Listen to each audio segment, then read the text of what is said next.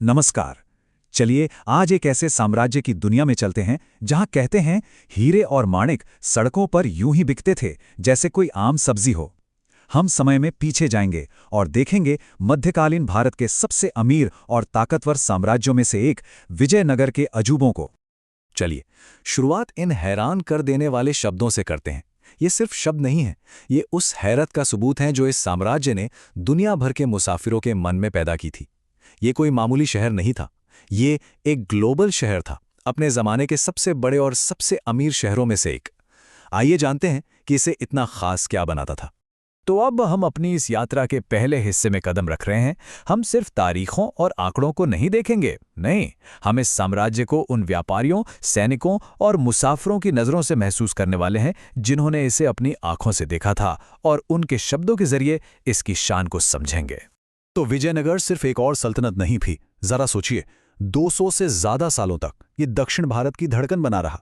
ये एक ऐसी जगह थी जहां हिंदू संस्कृति सिर्फ बची नहीं बल्कि खूब फली फूली और पूरी दुनिया के व्यापारी इसकी दौलत की तरफ खिंचे चले आते थे। सच में एक ग्लोबल पावर हाउस था ये। अब किसी भी महान साम्राज्य की तरह विजयनगर का दिल थी उसकी राजधानी। और ये कोई ऐसी वैसी राजधानी नहीं थी। चलिए हम्पी के नाम से मशहूर इस शानदार शहर का एक वर्चुअल वॉकिंग टूर करते हैं। जरा सोचिए फारसी यात्री अब्दुल रज़्ज़ाक के बारे में, जो पहली बार इस शहर को देख रहा है। उसे अपनी आंखों पर यकीन ही नहीं हुआ होगा।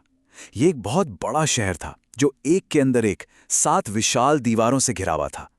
ये सिर्फ एक शहर नहीं था, ये एक ऐसा किला था जिसे कोई भेद नहीं सकता था और जो व्यापार और ताकत का एक धधकता हुआ केंद्र था।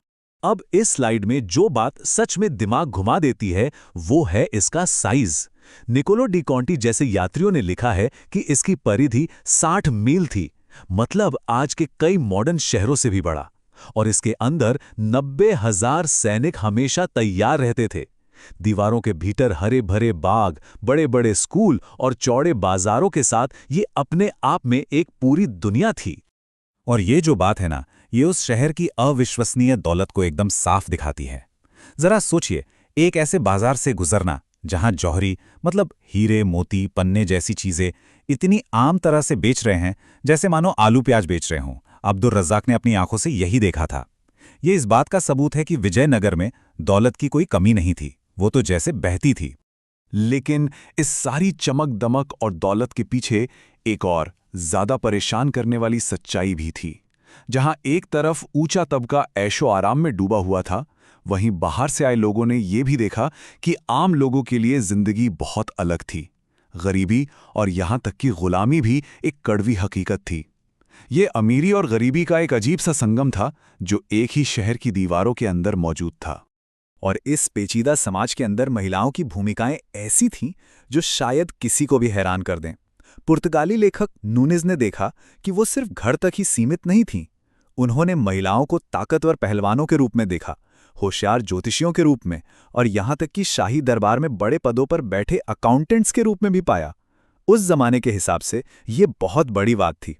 शहर की शान और इसके समाज की पेचीदगियों से हटकर अब चलिए उस इंजन पर ध्यान देते हैं जिसने इस विशाल साम्राज्य को चलाया, इसका अनोखा एडमिनिस्ट्रेटिव सिस्टम। आखिर ये सारी शानो शौकत और ताकत आई कहां से? ये नायक सिस्टम विजयनगर की प्रशासनिक समझदारी का सबसे बड़ा उदाहरण था। इसे एक बड़ी डील की तरह समझिए। राजा अपने सबसे भरोसेमंद मिलिट्री कमांडरों को जमीन के बड़े बड़े टुकड़े देता था और बदले में वे कमांडर उसे 2 सबसे जरूरी चीजें देते थे जिनकी एक राजा को जरूरत होती है, सैनिक और पैसा। ये एक सीधा साधा लेकिन अविश्वसनीय रूप से असरदार आइडिया था। तो एक नायक होना कैसा होता होगा? ये एक तरह से मिनी राजा होने जैसा था। अपने इलाके को संभालना, टैक्स वसूलना और राजा के लिए एक सेना हमेशा तैयार रखना। लेकिन ये सिर्फ लेने के बारे में नहीं था, उन्हें मंदिरों और सिंचाई नहरों जैसे लोकल प्रोजेक्ट्स में भी पैसा लगाना पड़ता था। असल में वे पूरे साम्राज्य में राजा की आंखें, कान और मुट्ठी की तरह काम करते थे। और पता है, ये नायक किसी एक तबके से नहीं आते थे। इनमें बड़े बड़े योद्धा भी थे, चालाक व्यापारी भी थे और यहां तक कि पढ़े लिखे ब्राह्मण भी थे। लेकिन राजा भी बड़ा होशियार था। उसे पता था कि ज्यादा ताकत किसी को भी बिगाड़ सकती है। तो वो क्या करता था? वो बड़ी चालाकी से इन नायकों का तबादला करता रहता था, एक जगह से दूसरी जगह, ताकि कोई भी एक जगह पर जम न जाए और अपना खुद का छोटा मोटा राज न बना ले। कंट्रोल रखने का ये एक बहुत ही जबरदस्त तरीका था।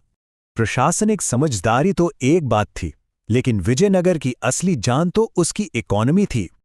आइए देखते हैं कि कैसे इस साम्राज्य ने खुद को ग्लोबल ट्रेड के सेंटर में रखा और पूरी दुनिया से दौलत को अपनी ओर खींचा।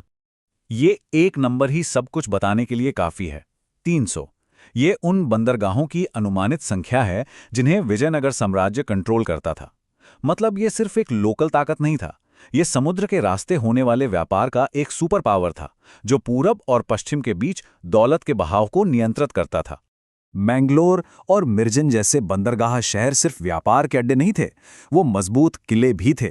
साम्राज्य ने उन्हें बड़े बड़े किलों से सुरक्षित रखा ताकि यह पक्का हो सके कि उसके खजाने में आने वाली दौलत हमेशा महफूज रहे। मतलब व्यापार और सैन्य ताकत दोनों साथ साथ चलते थे। तो वे असल में किस चीज का व्यापार कर रहे थे? ये एक बहुत ही सोचा समझा लेन देन था। वे अपनी सैन्य ताकत बनाए रखने के लिए जरूरी जंगी घोड़े आयात करते थे। अपने दुश्मनों का मुकाबला करने के लिए उन्हें इन जानवरों की सख्त जरूरत थी, और बदले में दुनिया उनके बेहतरीन कपड़ों, खुशबूदार मसालों और ना जाने कितने ही दूसरे खजानों के लिए तरस रही थी। लेकिन फिर 1498 में खेल हमेशा के लिए बदल गया। पुर्तगाली आ गए और वे अपने साथ सिर्फ व्यापार करने की इच्छा नहीं, बल्कि एक खतरनाक नई टेक्नोलॉजी भी लाए। बंदूकें जैसे कि मस्केट, इन्होंने दक्षिण भारत में जंग और सियासत के नियम ही बदल दिए, और विजयनगर को या तो बदलना था या फिर पीछे रह जाने का खतरा उठाना था। हर महान साम्राज्य की तरह विजयनगर का सुनहरा दौर भी हमेशा के लिए नहीं रह सकता था। जैसे जैसे हम अपनी यात्रा के अंत के करीब पहुंच रहे हैं, आइए उस स्थायी विरासत को देखें जो साम्राज्य ने अपनी केंद्रीय सत्ता के खत्म होने के बाद भी पीछे छोड़ी। पालीकोटा की लड़ाई एक भूचाल की तरह थी। इसने साम्राज्य की रीढ़ की हड्डी तोड़ दी। केंद्र में ताकत के खालीपन को देखकर कई शक्तिशाली नायकों को अपना मौका दिखा। उन्होंने अपनी आज़ादी का ऐलान कर दिया, जिससे विजयनगर के एक समय की मजबूत ताकत कई छोटे छोटे राज्यों में बिखर गई। लेकिन सबसे दिलचस्प बात यह है, भले ही साम्राज्य एक राजनीतिक शक्ति के रूप में ढहर गया, लेकिन उसकी आत्मा जिंदा रही। नायक प्रणाली, उसका एडमिनिस्ट्रेटिव डीएनए बना रहा। इन पूर्व कमांडर्स ने मदुरै और तंजावुर जैसी जगहों पर अपने शक्तिशाली राज्यों की स्थापना की, और सबसे जरूरी बात, उन्होंने विजयनगर की कला, वास्तुकला और संस्कृति की शानदार परंपराओं को आगे बढ़ाया, जिससे यह पक्का हो गया कि इसका असर आने वाली सदियों तक महसूस किया जाता रहे। और ये हमें इस गहरे सवाल पर छोड़ देता है कि कैसे 500 साल पहले बनाया गया एक पॉलिटिकल सिस्टम आज भी किसी इलाके की किस्मत को आकार दे सकता है। ये एक शक्तिशाली याद दिलाता है कि इतिहास सिर्फ अतीत के बारे में नहीं है। विजयनगर ने जो नींव रखी, उसने दक्षिण भारत को इस तरह से आकार दिया है जिसे हम आज भी देखते और महसूस करते हैं। इस यात्रा में शामिल होने के लिए धन्यवाद।